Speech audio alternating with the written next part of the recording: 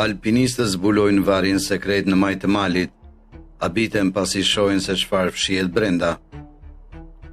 Kur një grup alpinistësh u përplasën me këtë varr gjatë një prej ngjitjeve të tyre malore, ata nuk mund ta besonin fatin e tyre. Hyrja e varrit fillimisht ishte e fshehur pas një guri të madh, ndërtimi të rrethuar. Dhe alpinistët duhet të bënin përpjekje për ta rrokullisur atë gur në mënyrë që të mund të hynin në varr.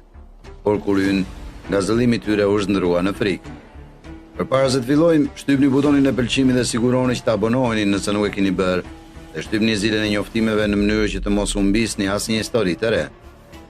Vari ishte i errët dhe i lagësht, dhe ajri ishte i rënd me erën e kalbjes. Ema qëndronte në mes, e ndarë mes frikës së saj dhe vendosmërisë së grupit për zbuluar misterin pas derës. Me një ndjenjë aventure dhe kurioziteti, Ema më në fund u dorëzua dhe pranoi të vazhdonte eksplorimin.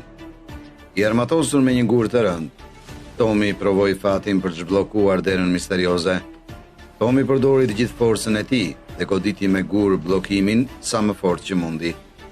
Ai kishte shpresuar se do të thyej pas goditjes së parë, por nuk ndodhi. Ai nuk u dorëzua dhe vazhdoi të gjuante bravën disa herë të tjera.